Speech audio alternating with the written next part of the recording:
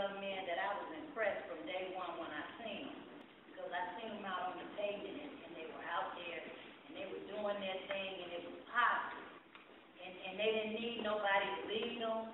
They didn't need nobody to give them any type of initiative. I looked up and they was out there doing their thing. And they supported me without any problem, and in return, I support them. I would like to bring up the Oppressed People's Nation.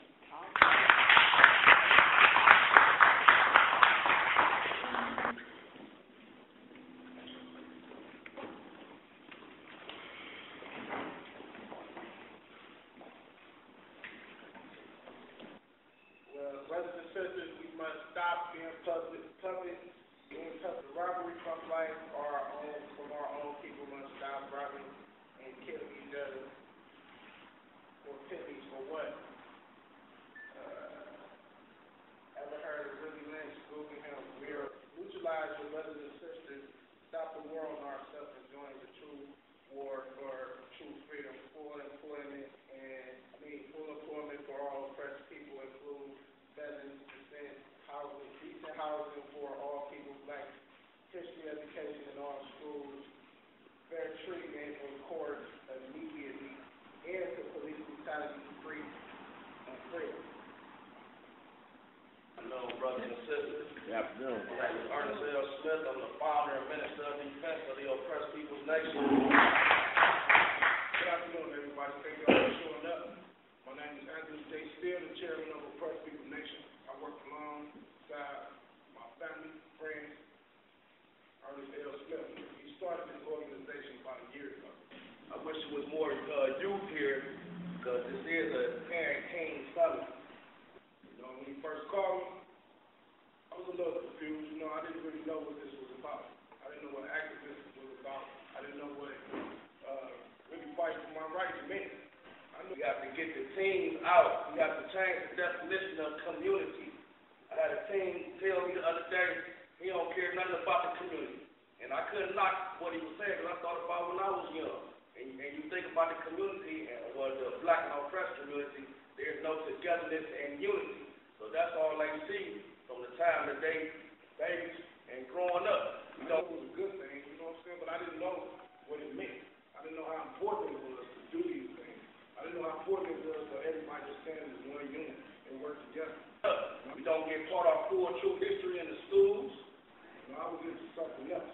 But with the knowledge my brother brought to me and told me, and with all this footage of bad things happening in our neighborhood that we wouldn't know anything about if we wasn't on the street and watching it ourselves.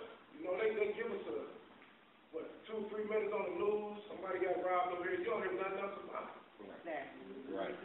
That's a big problem because if you're not taught to love yourself, how can you love anyone else? You don't hear nothing else about it. But with our help, you're going to hear about this. We got weekly newsletters. Come on DVD. We don't charge you for this stuff.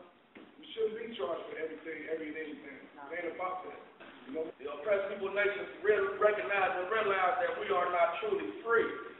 We are not truly free until we have the power to determine our own destiny. We got to start somewhere. We need to get our youth attention. Right.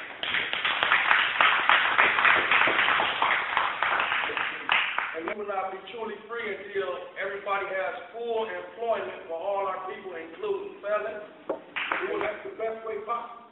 And this is one of the only ways we're going to find out what the youth need is throw a meeting for them. See, let's come together. We can't do it by being scared of the youth. We can't run away from the youth just because they carry guns and this and that and don't know what to do with it. We got to talk to them and get the guns out their hands. That's right. We will not be truly free until everybody has sufficient health care. We will money in the cars and all this. I was just telling my brothers that they were listening to us when we was riding around on 20 and fancy cars, the Oppressed People's Nation got this and got that. We would think they was listening. They looking at us. You know what I'm saying? They just looking at us when you got that kind of stuff. But when we out here riding around in cars just half going with clothes in the back of them, we giving away clothes and shoes and feeding people. We not caring what it looks like. We care what the effect of that is.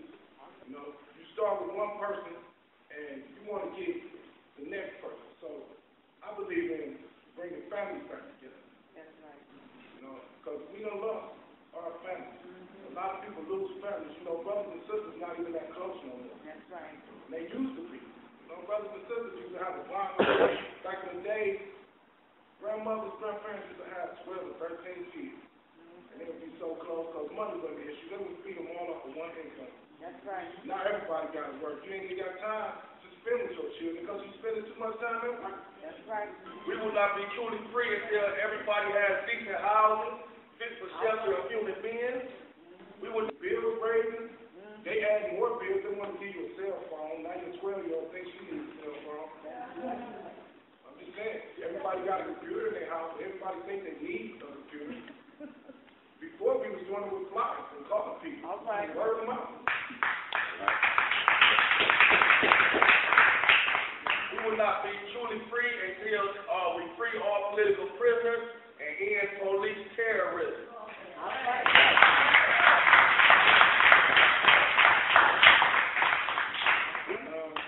You know, it saddens me to hear people say things like, you know, I ain't from Africa and stuff like that. That's a part of history. It's very important for us to know where we come from. See, the only reason we think we ain't from Africa is because we read these books that tell you we ain't from Africa. We read these books and we changed our language to English. We ain't made up no English language, but they're these books. You know what I'm saying? And this is all we know. Why we can't keep our language the way we talk?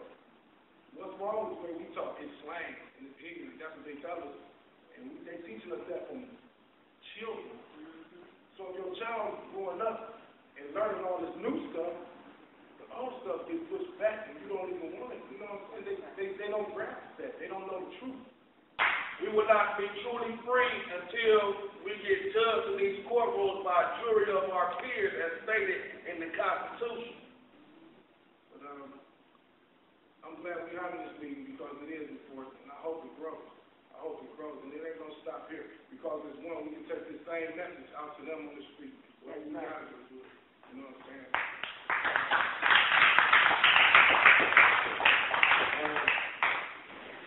Thank my sister right here, because she has opened my eyes. Her Black on Black, they opened my eyes to a lot.